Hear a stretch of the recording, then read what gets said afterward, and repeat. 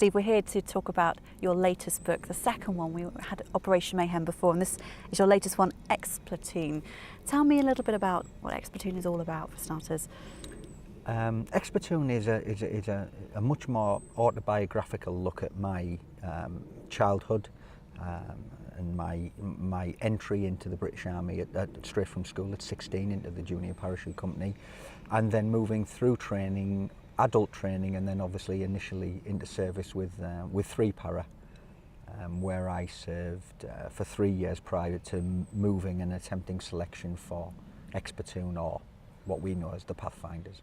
Your book describes the selection process for the Pathfinders, some described as sheer murder by some. Can you tell me a little bit about what it involves? How would it compare to SAS selection, for example? Up to a point, we're looking for the same kind of guy. So yes, the tests, the times that we have to complete those tests, the weight that you're expected to carry, the sleep deprivation, all builds so that you are under incredible and very austere conditions during that selection process. Yeah, I mean, when you're told on a dark winter's evening to climb into a water-filled tunnel on the side of a road, a drainage road, and crawl for an undetermined distance, yeah, there are certain things that go through your mind, like I probably really might not get to the end of this tunnel before I either freak out or the water fills up.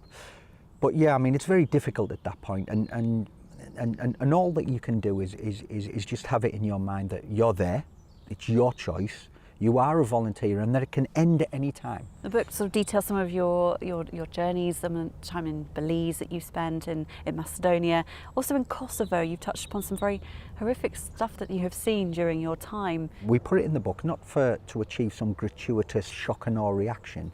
We put it in there to let everybody know some of the things that our service personnel from across the services are exposed to on operations, and why there is so much help needed or required when these people return home, because they see and they are exposed to some horrific things. You've been in some of these countries, you went in Sierra Leone. It makes me sort of wonder about some of the modern day conflict zones that we're facing at the moment, particularly like Syria. What are some of your thoughts on some of the challenges that you see from people perhaps going into those environments? I think, with the downscaling of the army, and I think it is anticipated now that future attritional warfare against a uniformed army is probably gone now. It's going to be very quick, lightning fast strikes by small teams of extremely well equipped and highly prepared soldiers. The use of technology in the battle space now, drones, satellite imagery, I think it's all linked now to the future that we face. Putting a brigade or a division on the ground now with tank support and combat service support and aviation, I think may be gone now, but we'll see with Syria.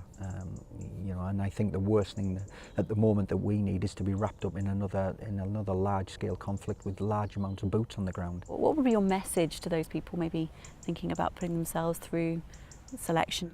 There is that motivation, there is that call to people to do it, whether it's the romance surrounded with it, or whether it is the natural will for somebody to be at the very top of their game.